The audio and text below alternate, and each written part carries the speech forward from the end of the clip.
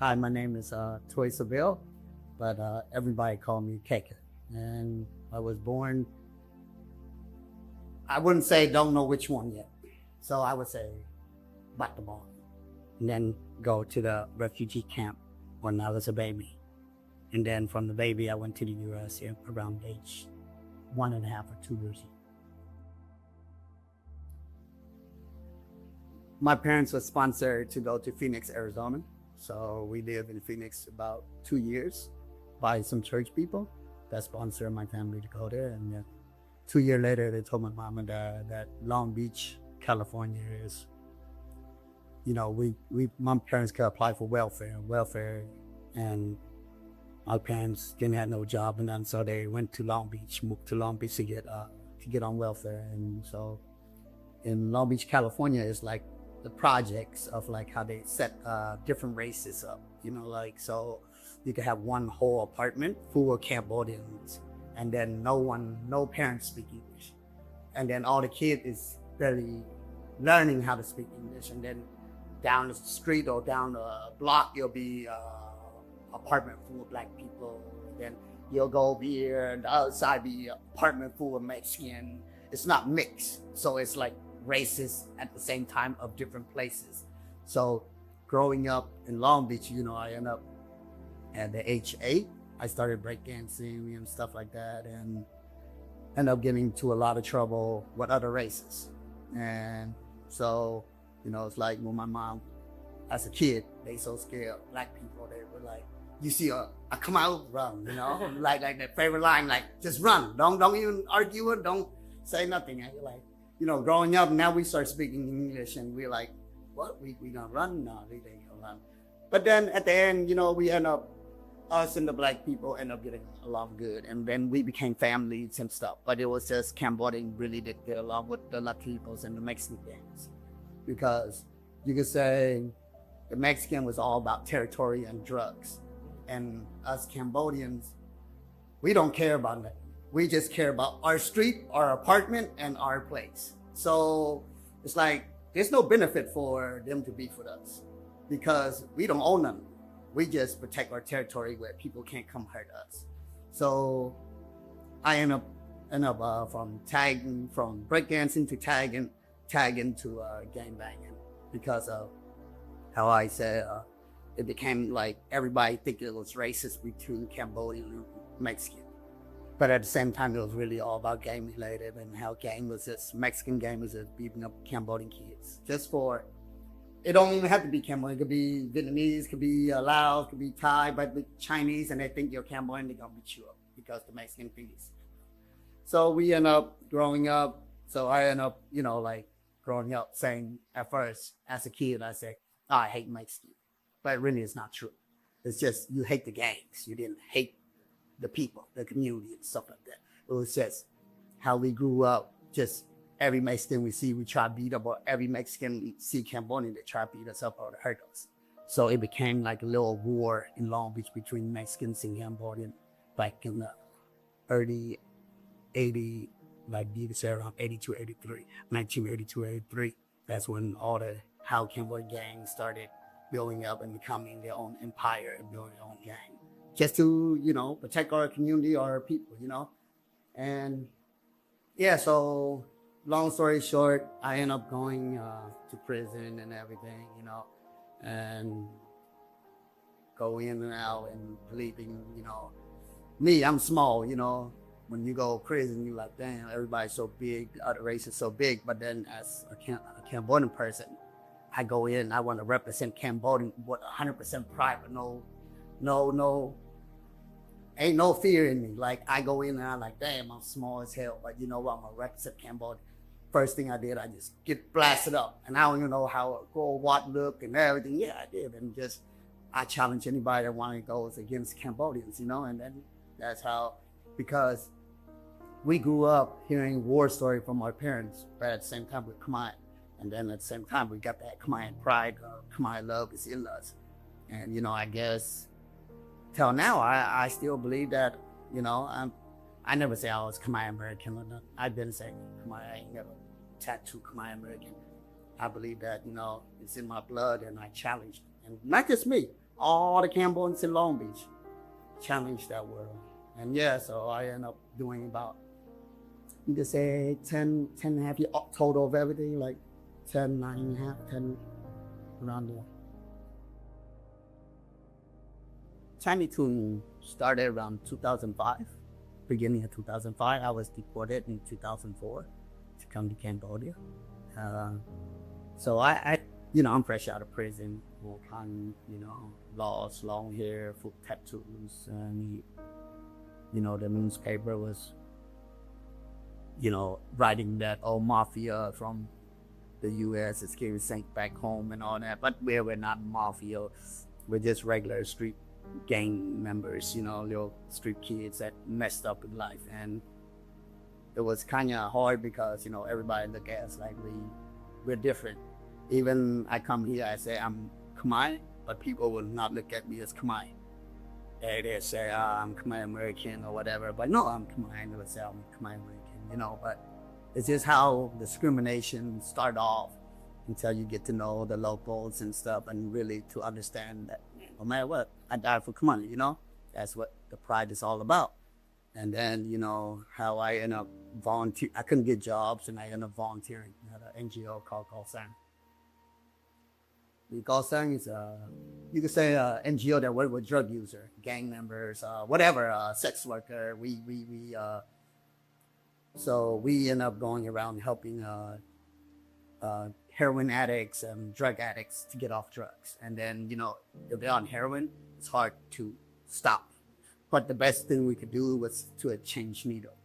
Instead of them shooting the same needle, we'll give them brand new needles to every one of them so they don't share it, because that's how they end up getting AIDS. And, and the new generation that just barely using it don't know, and they come, hey, let me use your needle, you got AIDS. In the past on, then going around to a sex worker, passing our condom. So I was doing that at an NGO called Danse, the first when I got here.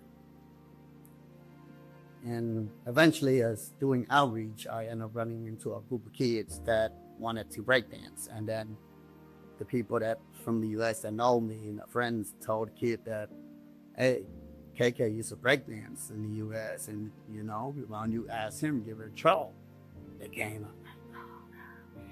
I just got out of prison. I don't even know how stuff look, how it is nowadays. And, first time I shut them down. Second time they came back, and I was like, let me think about it. And the third time, I said, let's try it. And then, once because as a kid, I'm more about power. As a breakdancer, I'm more about power moves and stuff like that.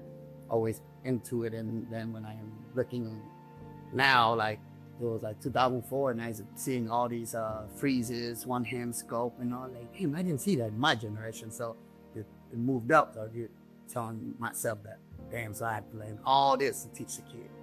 Yeah, so I ended up at first we started off like 1 hour a day.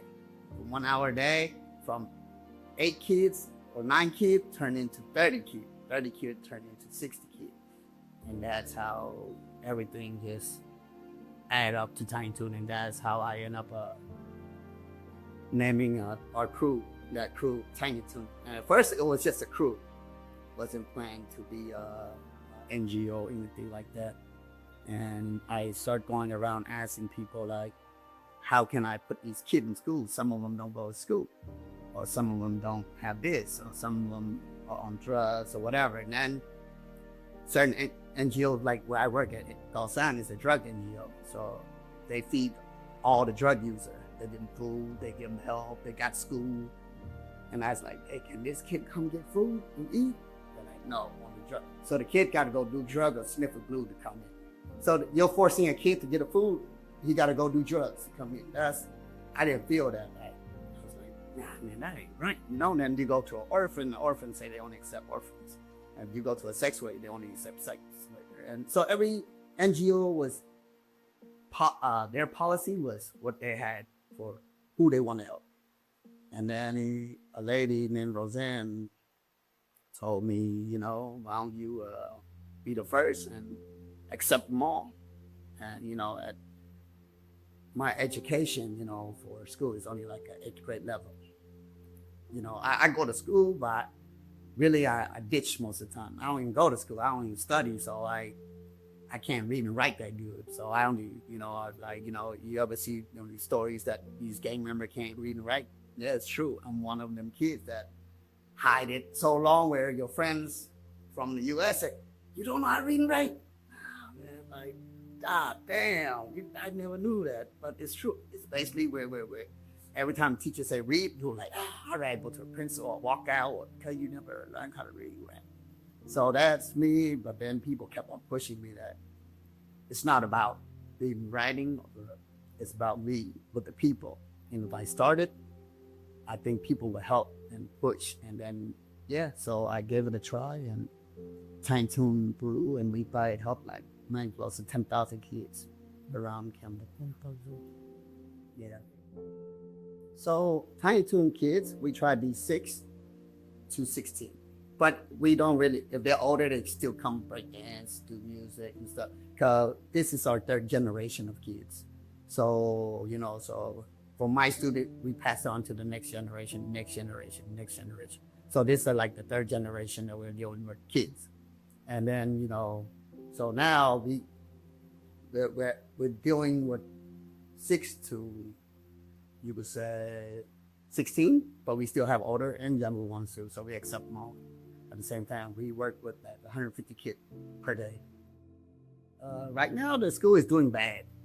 But I mean, they're open for 20 years now, 21 years. But since COVID hit, there's no more funding for us. I don't have a grant writer, somebody know how to apply for funding to continue the program. So I can't afford to hire a driver no more, like our van or tuk-tuk is just sitting there to pick up kids. I can't even, most of the teachers are volunteers now. But it's kind of sad because there's so many success out there by us, like all the artists out there, a lot of them is a Tiny Toones kid. From famous rappers to famous dancers to famous DJs in Cambodia now, it was our kid. And then at the same time, to me, the one that made it. But my job is the next generation. How can I keep on continuing the next, because these kids are the future. Once you get old, like me, like you guys still the future. You guys still young, probably in the 20s. But then the babies need you guys. And that's what's important, where people don't understand that, like if they grew up in a bad family, they need people like us. So I'm still fighting. We're doing bad. And it sucks. But this is, what I want to say, we're Cambodian, it's not about just being Cambodian, it's the whole world. Like every kid needs your help. Like say Cambodia, there's a lot of kids that need help and it's up to them to help or not. And like it don't hurt people to help with $10 a month, $1 a month. It still helps, and people, when they start helping and they start understanding that, damn, I helped that one kid from being a nobody to end up going to college. That good feeling makes you want to keep on continuing that, the next one and the next one. And there's a lot of ways to help people, It's not just about giving money to certain, temples or certain places, Without the kid, there wouldn't be no future for us. So support the next generation and help, because that's all I'm asking is just help support their own Khmer community. And if they don't have to be Khmer, helping the kid that's long to need help, because I look at it as if you grew up in a lucky family, you're lucky. If you grew up in a bad family, you're asked out. And then it's good people like around them that could help. If a kid grew up in a domestic violent family that get beat up every day, he needs somebody to go help. So just help, that's all I'm asking from everybody. Help the Khmer community. It could be anything, honest truth. It could be volunteering, teaching kids. It could, just to come out here, help support us, help pass the word, help us find a person that know how to write grants, help us get our program back up, To be, my future goal for the Tiny Toones is we need our own place, a place where we could call it our home, where our kids can call it their home.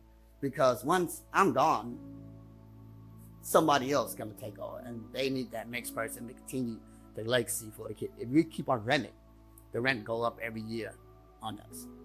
So, you know, hopefully in the future we could aim or go and help Tiny Toones have their own property where they could call it safe and a place where they could just call it their home. And yet that's what my goal.